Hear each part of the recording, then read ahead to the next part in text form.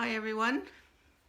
Um, Matthew came to my rescue and I am live. I've never done it on the iPhone, so another learning curve for me. Now the thing that he didn't tell me was how can I see comments? Hmm. Bring them on the Cindy is watching. Bring them on camera. Hang on, Cindy. There's yes.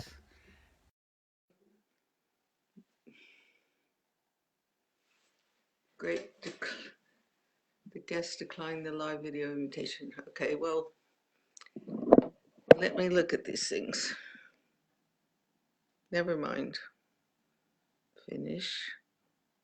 Maybe that's it. Comments. Okay, Erica, we're live and I can see you. Well, I can see that you're here.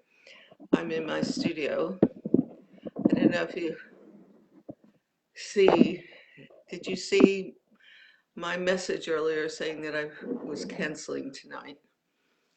Um, Hi, Angela. I'm sorry about missing our conversations today, but I really want to do it. So now that I know how to use my iPhone a bit better for these applications, and we shall meet on Friday and have a chat. I had a different experience I've never had before, and it was a matter of trust. And I'm an innocent, I trust too many people probably, but I got a phone call from Amazon and it became me being taken. But fortunately, my bank covers me for fraud, and that's okay. But something in my heart is trying to get over it. I don't know if any of you had something like that, but I'm a person that works with people and trusting them. And I know I see it all the time, people being taken and hacked, and I just don't understand why people would do that to others.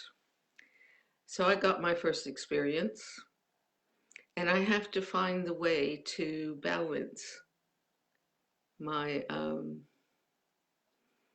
what can I say? Well, I always talk about the beauty inside all of us and the love, and that I have to be able to still stay there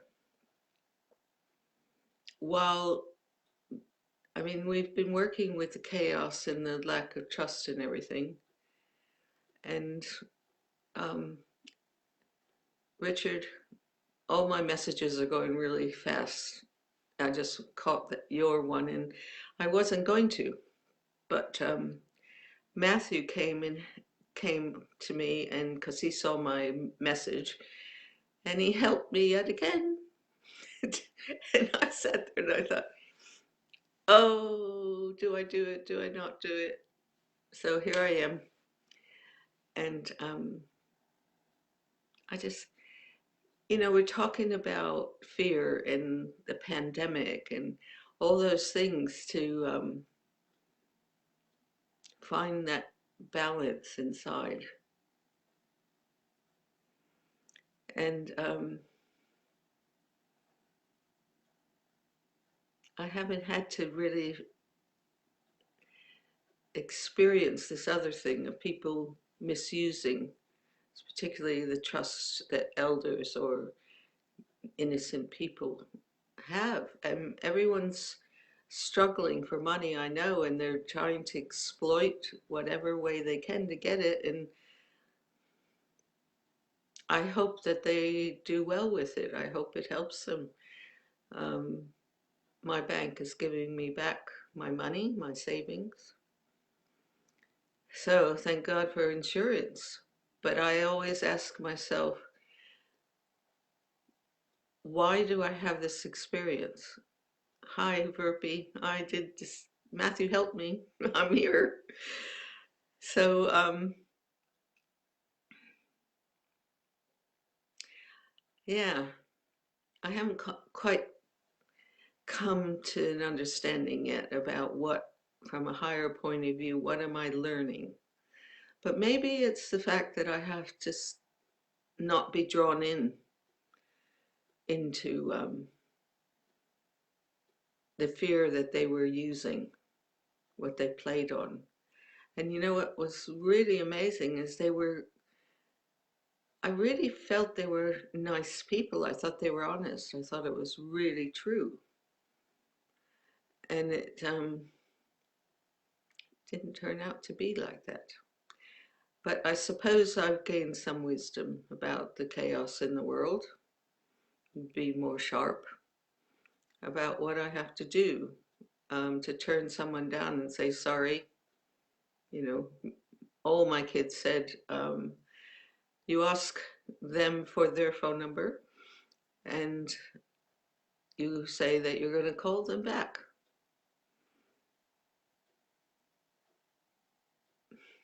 Anyway,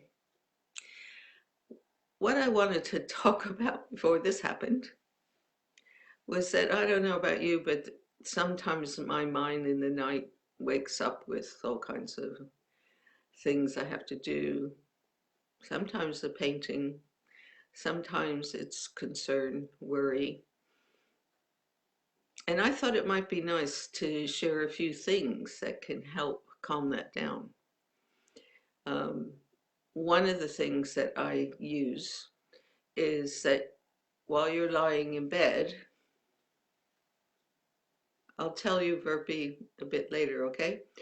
Um, when you're lying in bed, you visualize, you go into your hands and you feel the warmth in your hands, okay? Because what's that doing when you're doing that? You're coming out of your concrete worry mind stuff and you're putting the energy somewhere else into your hands, healing. Now you can take that down to your feet and feel the warmth and the energy going into your feet. And then feel your breath. Feel your breath coming in and warming and connecting your whole body into one thing.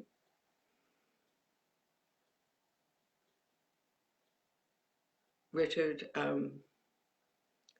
if you do this visualization, that might help you. But if you want to message me, we can talk about other things. Okay? And I'm not always going to get all your messages because they're so tiny. Hi, B-Van. Hi, I'm so excited. How are you? Um, because I'm too far away. I'll do my best. So that's one thing that we need to do, that because what happens with the concrete mind when you're worried is that you stir things up. You get things going until the concrete mind wants to control, you know. They really want to dominate. It always reminds me of one of the Floyd's song, well, lyrics of all you create and all you destroy, because that's what we do.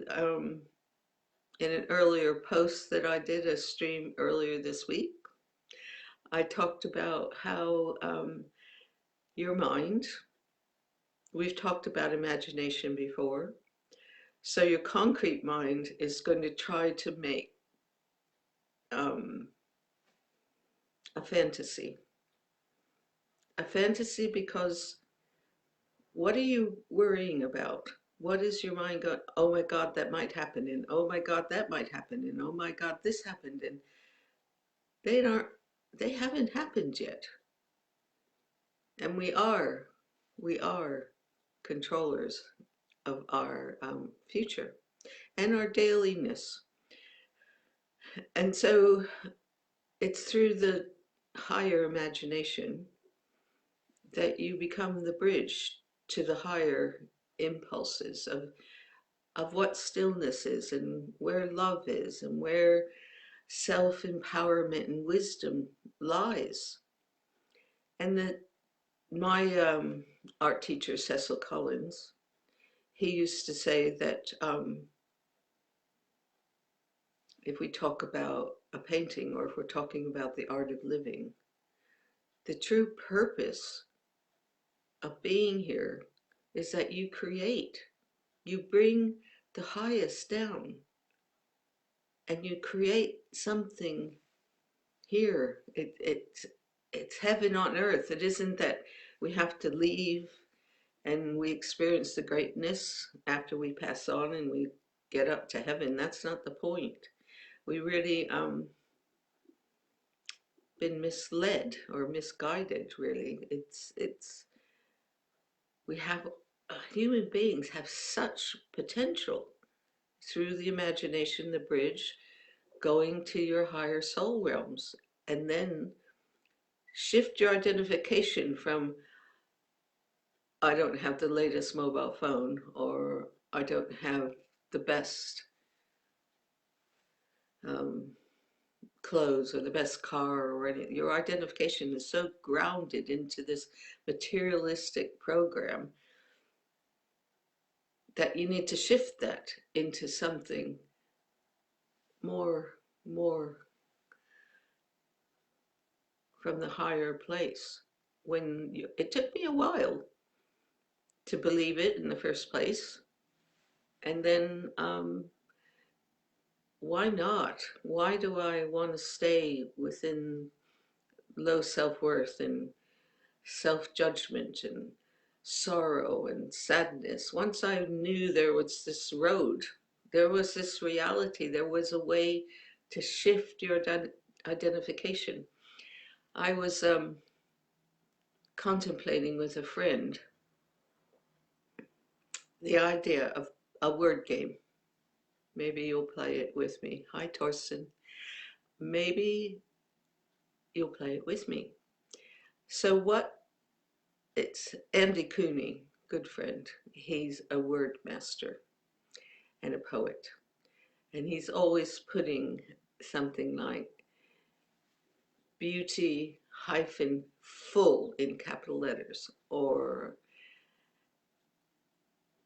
I've forgotten, proudful or kindful, or, and then there's the other words, doubtful, hurtful, painful. And if you really pay attention, like tomorrow, write down, have 2 columns, and look up write all the words that are positive and beautiful, that starts with, that ends with full.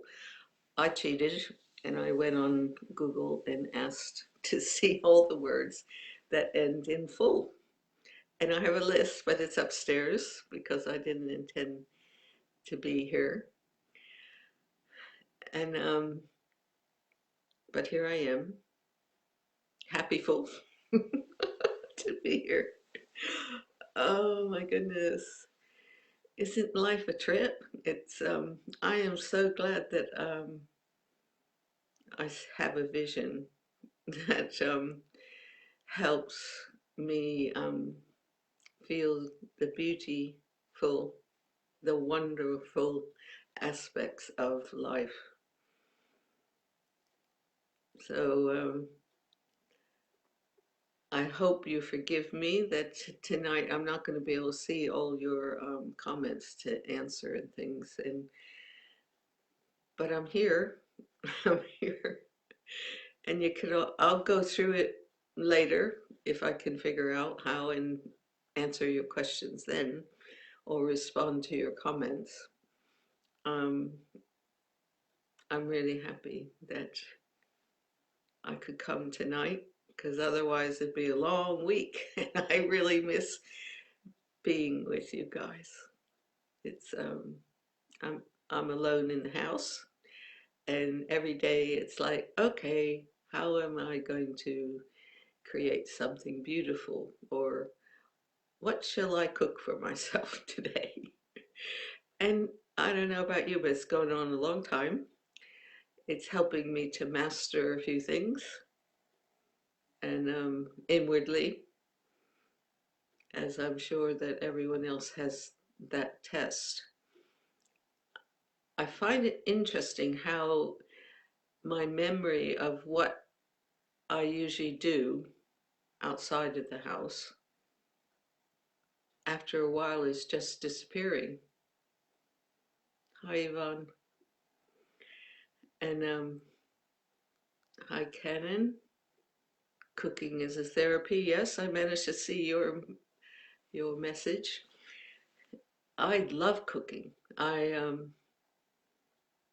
it's an art form for me as well. Even the way we used to, when David and I lived together, we would have huge lunches and things with lots of people, and then there was Christmas, and there's a saying in one of my esoteric teachings that says that you create an environment where it can happen. So I thought, okay, what does that mean? Create an environment where it can happen. So it's come to creating a beautiful place full of wonder, sometimes stillness, sometimes very simple. It depends on what brings your heart happiness. So we would, well, I had to learn to create that environment of all these people coming to our lunches and things, and cooking it and serving it and making the room wonderful. But the it had to become me.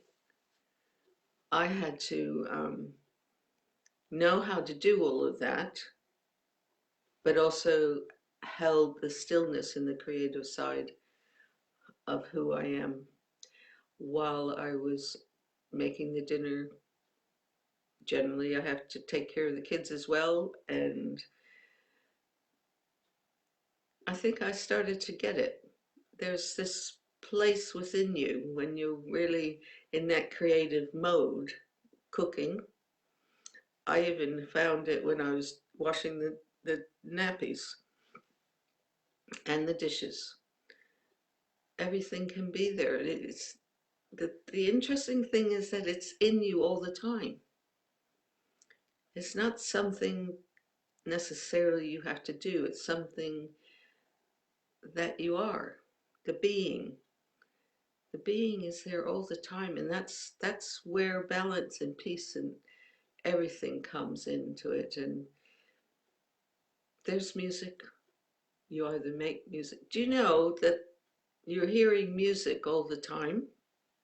The angels are sending music to you. And I had this amazing experience. I don't know if you know David, the whole family, we had houses in Lindos on Rhodes.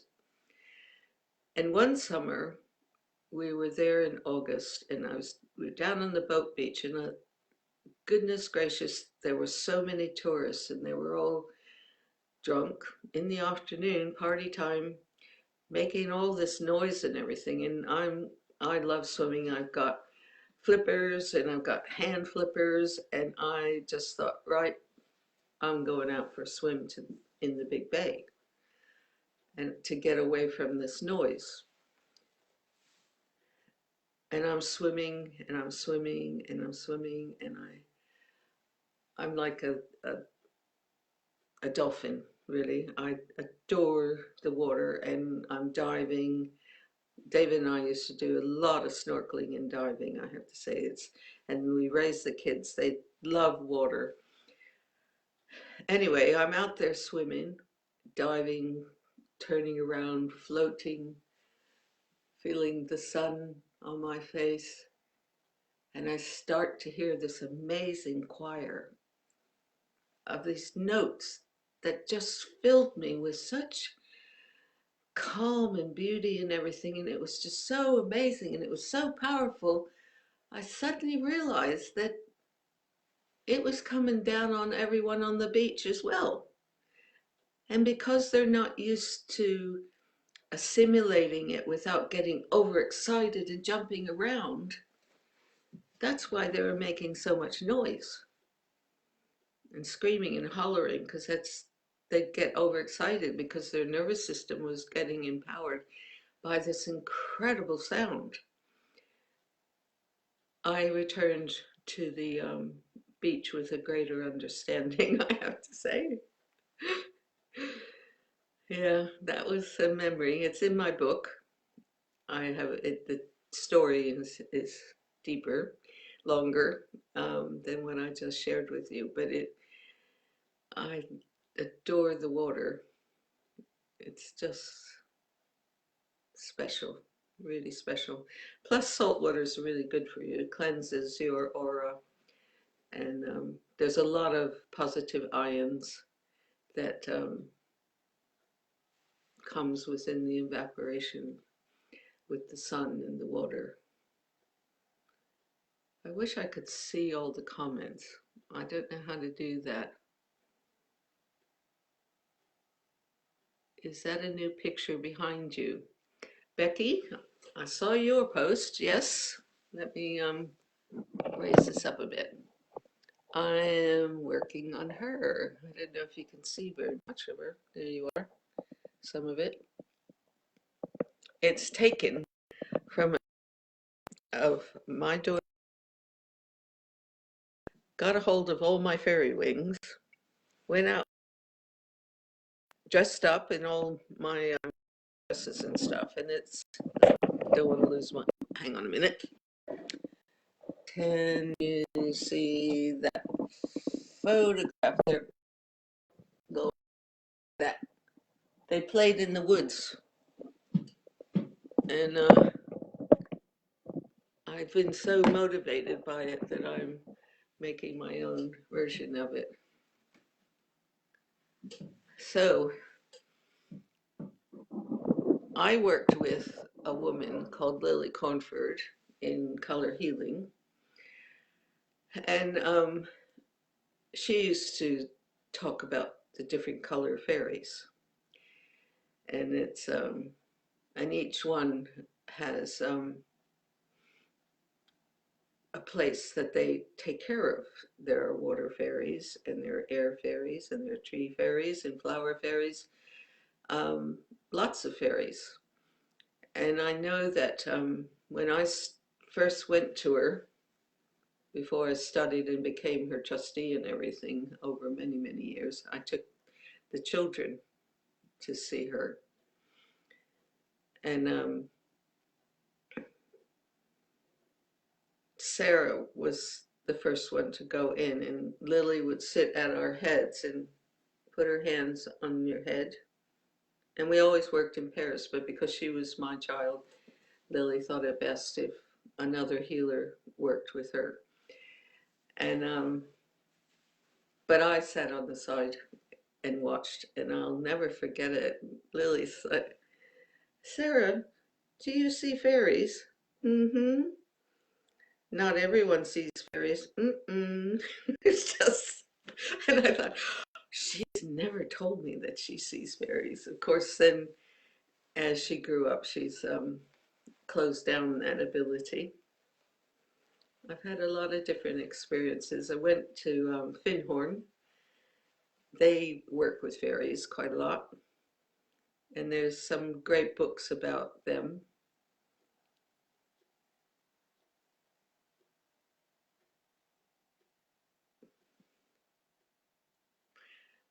Hi, Alan. I was trying to see what you're saying, but it's gone. You want to see fairies, Erica? Well, you know what's interesting? Lily said that the angels and the fairies are a bit out of work. And the idea was that they're here to care for the world, the earth, the animals, everything, nature, for us until we became carers totally. So Verpi says she saw fairies when she was a child as well. Lily used to say she wishes she could see fairies and angels. She says, I know they're there. I know I'm working with them, but I've never seen one. So she was envious of the children and the grown-ups that can see the elementals and things. But the thing about fairies is that if you ask them to help you, you have to do it so that um, you ask to help somebody else, not for yourself. And the reason being is that they can be little scallywags, some of the lower elementals. And there's some great stories. There's a young lad, Shazando, that was grew up in Lindos, and he's about the same age as our kids now.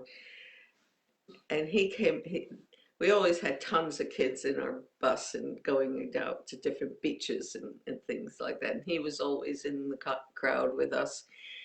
And later on, when he was a bit older and I was in Lindos caring for the houses, the kids were still in school, and I gave Shazando a ride in the bus. And he says, you know, Ginger, when you used to talk about fairies, I didn't believe in them. But things have changed for me now. And I said, really? How? And he says, well, I was I have a friend that lives in the basement in Chelsea, in the flat. And he was always talking about the elementals and particularly the fairies, and that you could ask for things. So we sat there one day asking for a really great car. And you know what happened? A car crashed down into their window, into their flat. And I said, well, Shazando, that's one of the basic requirements, is not to ask for things for yourself. You can ask angels to support you. You can ask God, but he's generally pretty busy. The main thing is visualize and create within your own mind. We tend to think, oh, I'm never going to get that, or you ask for stillness, touch the highest that you are, and then you can sort of attract something. But generally speaking, it only comes when you are still. It's somehow, Lily used to say, we have to empower and inspire people to find the angel, the fairy within themselves, the God within themselves, the beauty within themselves, because we are creators. People don't believe it because we've been trained to think that we're not, that we're sinners. And that fills us up with a lot of bad rubbish, quite frankly. How in the world can we bring heaven to earth if we think we're rubbish? That's why I was saying, Becky, the fairies can be naughty. That's why they like to play a joke. So that's why you have to be careful if you start to work with them.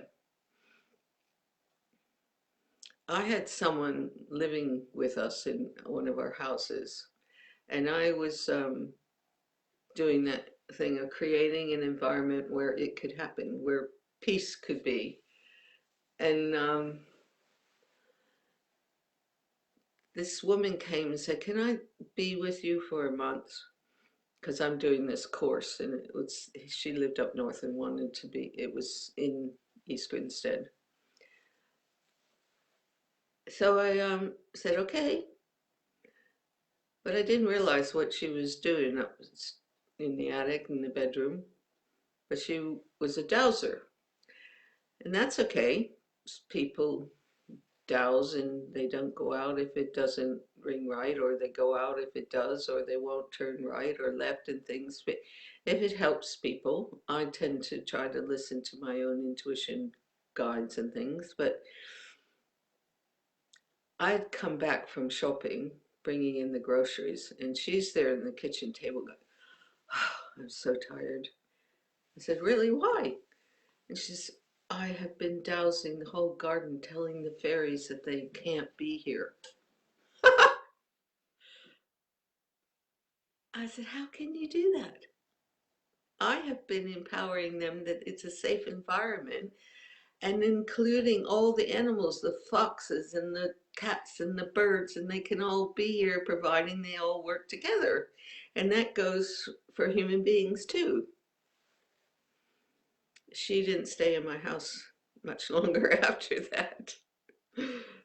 Oh, so there's a whole hierarchy of elementals and fairies, and there's even a hierarchy of angels. Um, there are plenty of books on it that you can look it up. Findhorn has a lot of them. Yeah, it's funny. The Findhorn was it started small, but they made a agreement with the elves and the fairies to care for the gorse and to care for nature and everything. And they would help them grow their plants in sand and things. I gave them special seaweed concoctions and things like that. But there was something they had to make sure that they didn't break the pact with the elves, particularly who lived in the gorse bushes. So one of the first experiences they had, they all were sitting there saying, we need a car, we need a car, we need a car by a certain date. This is in one of their books. And on that date, a car showed up. It was dropped off, and it was had no tires. It was just a derelict. So they thought, okay, next time we ask for a car, we're going to go make sure that it works, that it has tires, because that's where the elementals can play a joke on you. Um, yeah, there's some interesting things, but they got known in the horticultural world. They couldn't understand how they could grow these enormous vegetables in the sand. And at first, they didn't say that it's because we're working with the fairies and the elementals and the angels and things, but now people know that's what they get up to. But there was this one day that Peter Caddy, who was one of the main facilitators, was out, and he told their group of farmers, to cut down the gorse in a particular way because it would make it easier to grow things on this one patch. And Jock, their gardener, came running in apparently to the office saying, what in the world have you done, in Scottish dialect, and not as nice as what I'm saying, because he was really upset. He says, you've broken the bond with the elves because you cut down the gorse and you didn't tell them. And they're so upset. They are not happy with the human beings for what we're doing. So he had to go and apologize and everything, and they forgave him that time. And ever since going to Findhorn and knowing of this special arrangement and working with Lily, I always had the children, when they went to pick a flower, to say, may I pick you, please? And if we had to cut a branch, or even it was normal to prune the roses at the end of the season or whatever, we always say, may I prune you? because some people just go and cut down a tree and they don't really care. And it causes a problem, but most people don't even think in those terms. Excuse me for a minute.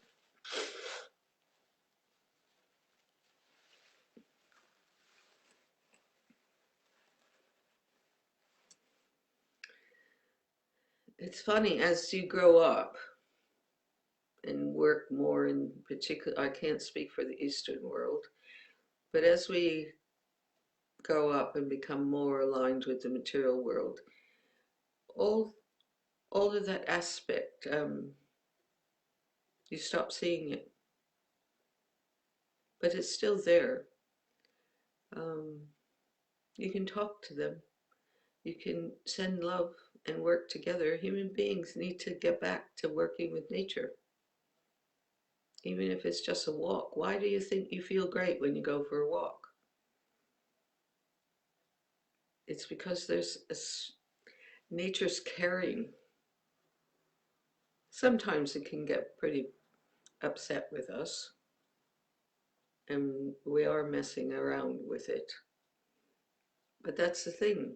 We have to care more.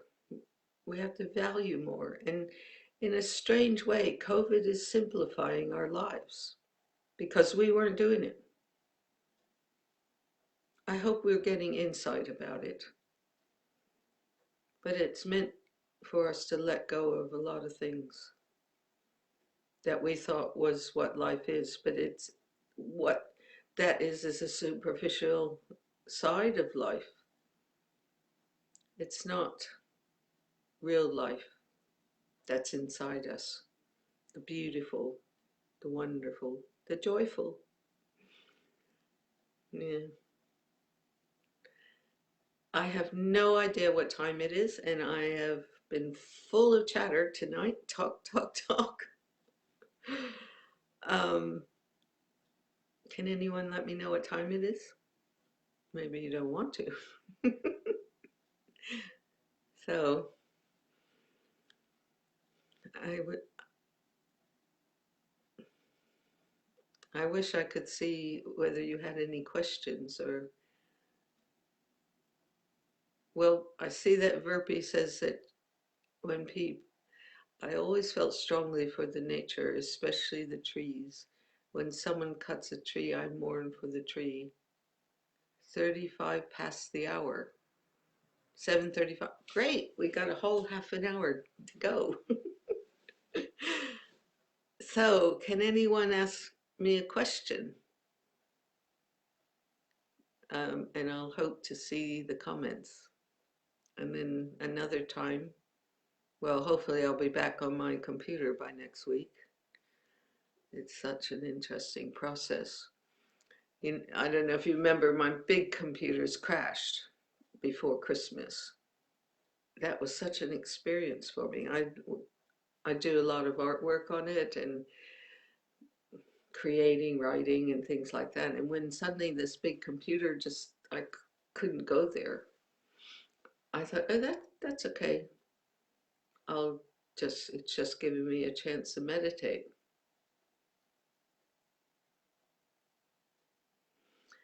Okay, I saw one. What's my favorite food to cook? Many levels of life forms in this world, yep. Some tend to not show themselves. So true, Becky. Carolyn, I love cooking. I went through phases. I have a funny story to tell you. When I first came over, it was David, we lived in a house called Woodley. And Verbi, I'll get to your question in a minute. A house called Woodley, and it was in Roydon, Essex, a mock Tudor house. And we had Gretel the cat, which lived upstairs because she was from London, and Tony Howard was moving house, and so David took Gretel on. And then after a while, we got Joe Alsatian and Lisa Saluki. And why am I telling you this? Oh, yes, that's it. Anyway, a lot of lads were there, friends, rock and roll friends and things. And because I loved cooking, I was particularly into French cooking at the time, but I discovered Indian cooking when I came to England. I had never had that. My family were roast beef and hamburgers and, the basic American cooking. So when I came to England, though, in my own life, I was, as I said, into French and Chinese, but I'd never had Indian. So the lads really loved Indian with a beer. So I thought, right, okay, I got a little book on Indian cooking and made several dishes. But it was only supposed to have teaspoons of the spices, particularly the chili, but I put in tablespoons by accident. And you've seen their faces. They were getting hotter and redder and redder and redder. Oh, poor lads. Yeah. But what's also interesting, there was totally English roast beef and Yorkshire pudding. And when I started bringing in other types of cooking, vegetables particularly, it took a while to get them to eat them and enjoy it. And what also took a while was for them to share doing the dishes. Because after a while, it was like, I'm not here to be chief cook and bottle washer. I believe in sharing. I'm from Women Are Equal, and come on, lads, put on the gloves and start washing. They got really good after a while. Yeah,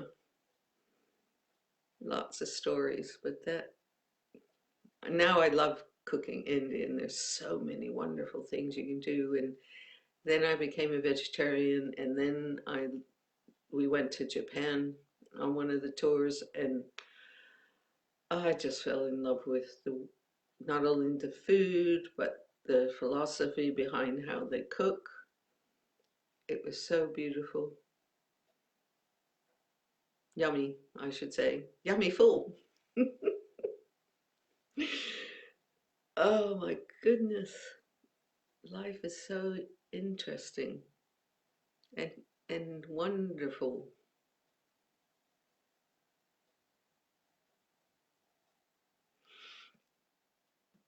Verpi, can you ask me your question again?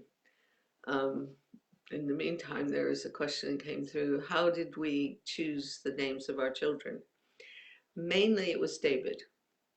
He had a list for boys and for girls. And depending when they were born, what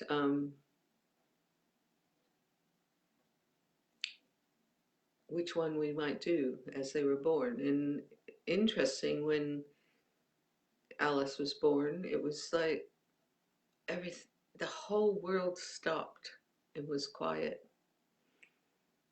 It was the most magical thing. It was just sort of the sun was rising. And Dave was there helping in effleurage and things. It's in my book, The Story of the Birth of Every Child. And he just looked at me and said, shall we call her Alice?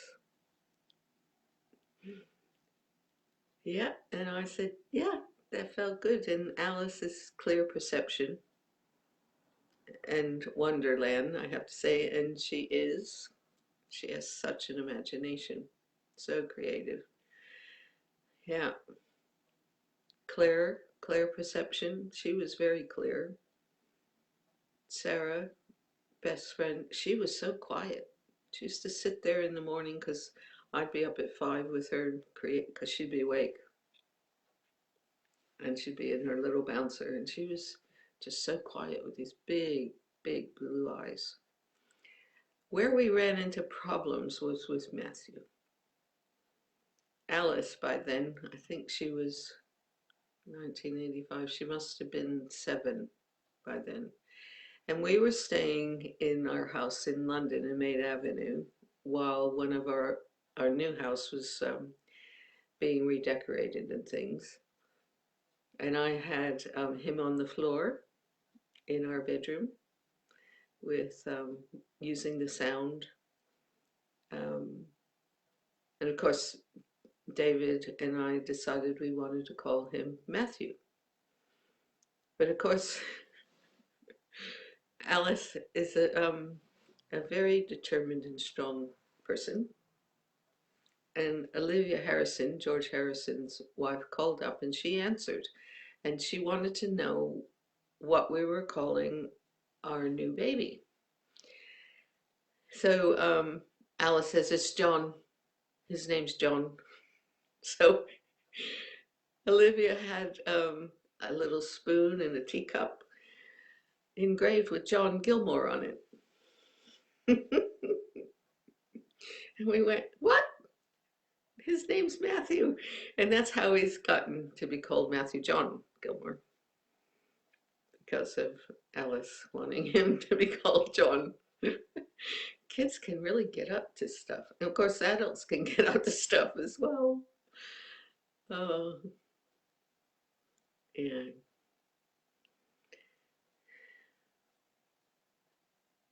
Verby, I haven't seen your question back again. Can you ask me again? I'm sorry.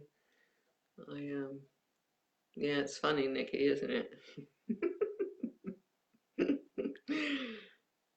A lot of these stories are in my book because there's so many books out about what gear they used and all kinds of stuff, but they don't talk about the beautiful aspect. I mean, there's been a lot of rubbish, I have to say, a lot of arguments, but I wanted to put up, well, I was directed by my inner voice to write my story of love. And that's what I did. I wrote about love that started with the personality level of my dreams of what my life would be. And it truly happened. One, I will look when I finish what your message is. And then as things happen, because life is full of challenges. Okay, Burpee, I got it. Um, we will have struggles and things, and so that they're breaking through as opposed to breaking down, because they're all opportunities. If you take the moment to actually listen and wonder and not worry about the stress of it, if you just look at it.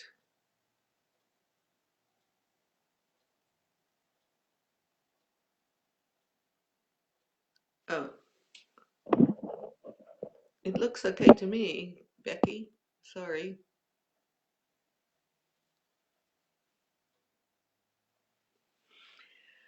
So anyway, I wrote the book from that perspective, that life is a journey, and I believe that everything's an opportunity to help you master being here, not to live with pain and all that stuff. There can be pain, but you assimilate. It's to grow. It's really painful because you resist what you have to let go or what you have to integrate to make it wonderful. But Verpi wanted to know how you tell if the fairies are there or the angels are there. There's like a glitter, that a light glow. I don't know if you've, after meditation, sometimes I feel like I'm just floating. When life is like that, you're one with everything, all elementals, all nature, everything. It's it's really special. It's everything glitters in their own way. And then of course, when you're having struggles and stuff, it's like a grayness comes over all of the colors and things. And that's when I need to really go out for a walk or go by the sea or something, or paint or meditate. Mm. You're so welcome, Burpee. I love telling stories, especially special stories that come from the heart and bring joy and laughter. And that's what my book is about. That's what my artwork is about. Is there's a dimension in the colors and in the glazes, which I've spoke about before, so that the light travels through. So you've got a mixture of something that's physical, like an opaque paint,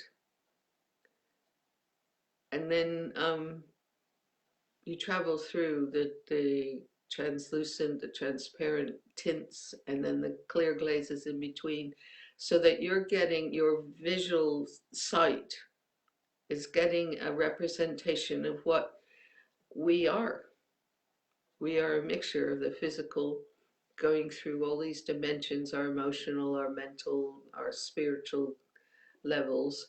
The Dalai Lama says this physical body is only a small amount of what we are in its entirety.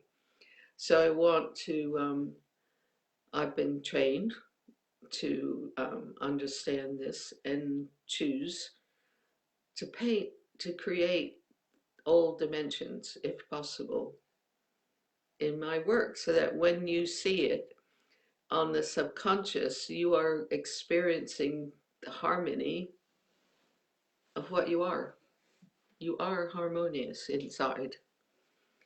And the task is to work within all the levels on the material level to shift that energy and raise it to a point of consciousness. Hi, Gladys. Nice for you to be here. Thank you. There's, I just wish this COVID thing would pass so that I could have you guys come to the studio and teach you more. But on my, that's the thing. I've decided, because everyone is such need to touch that place, and the fear that's running around in the confusion and the worry and everything is so out there, that I thought I'm going to give you the first lesson of my 6 lessons of my art class for free.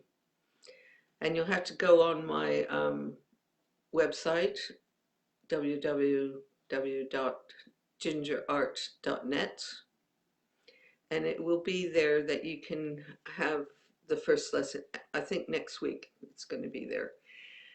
And I talk you through it. And there's some exercises that you do that's the most elemental, foundational aspect to what I learned. And then you go on each lesson after that. And at the end, there'll be a Zoom class. And then in the future, I suppose we'll have to do a group Zoom class as the students ask for it. So have a look. And the other thing I'm doing is, because I was doing an audio book, well, I'm doing an audio video short excerpts of my book. And every third week, I will be putting up one of them. But you can, if you want to jump and get them all, you can pay a nominal fee, again on my website, which I think will be next week. So I've already put up chapter 1, where I read a bit, I add extra photos, and I do a little sort of synopsis and recap, or adding extra insights on each chapter. And I've gotten up to chapter 30. There are 90 chapters. It's just, I think you have to buy the book after 30 chapters, because it's quite involved. to keep this up because I want to paint and things like that too. So part of the journey you can have that way. Um, and as I said, if you don't want to wait every third week for a chapter, then you can buy them in groups of 5. Again, that will be on my website. And I suppose I have to tell you about another thing because I can't do exhibitions and people can't actually buy the artwork and things. We found a company called artpal.com where you can get a print of my artwork. I've put up a lot of pictures on it that you can choose from. And there are many different sizes and paper and things like that. So that's one way to get a poster if you want one. So, and the other thing is Matthew gets a t-shirt made and they're doing face masks and sweatshirts and blankets and all kinds of things. It's called Teespring.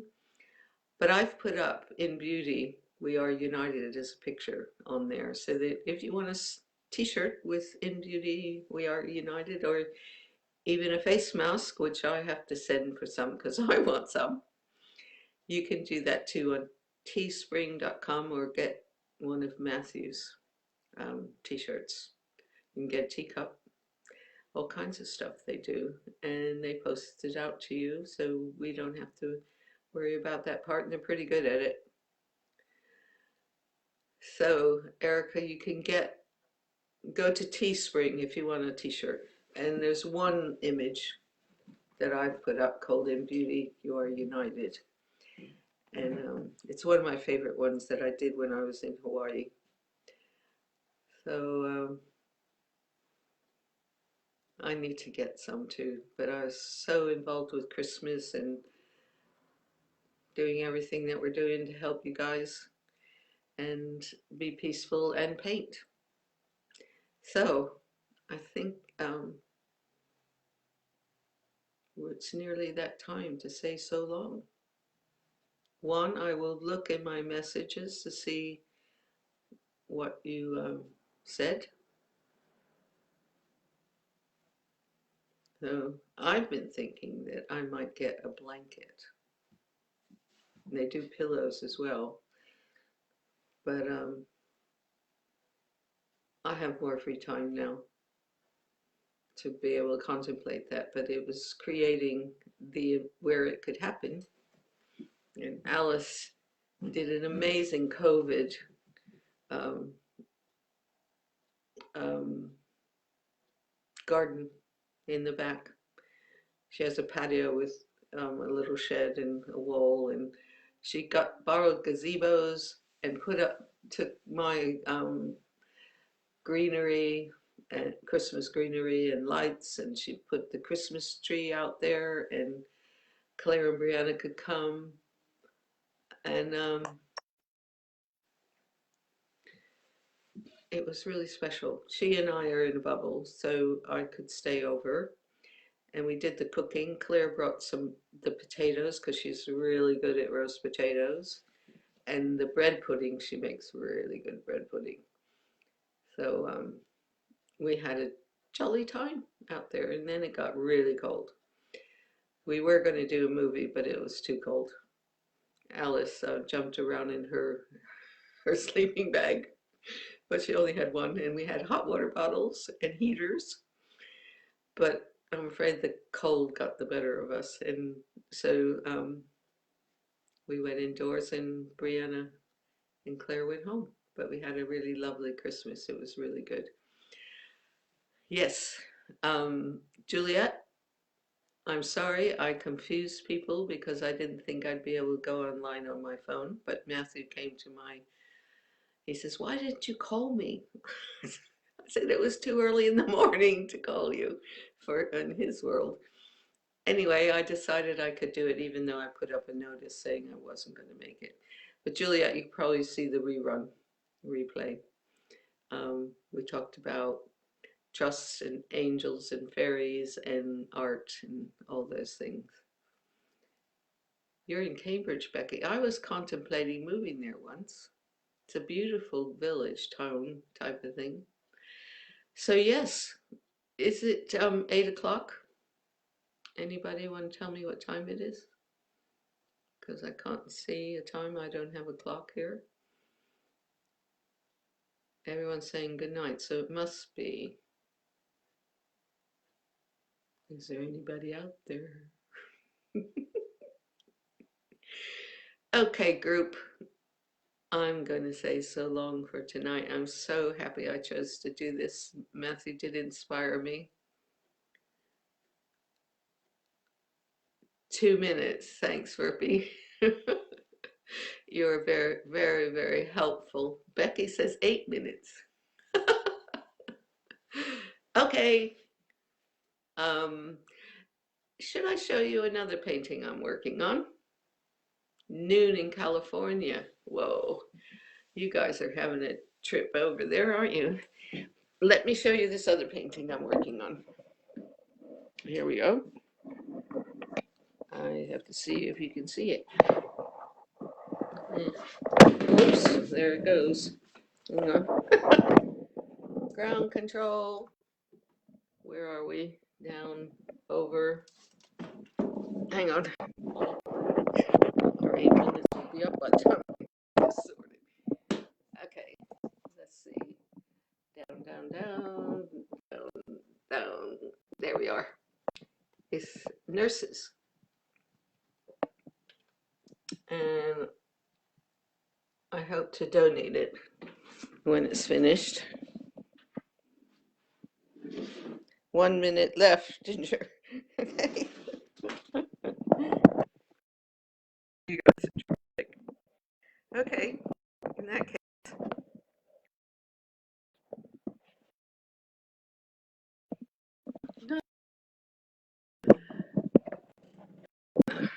Goodness, you guys are patient because this is crazy. Thank you. I will be putting up a painting, a picture of it one day. It's almost done. I want to really gild the halos around them, but not yet. But it's getting there. So I'm going to say so long. Happy to see you. Have a good week, and a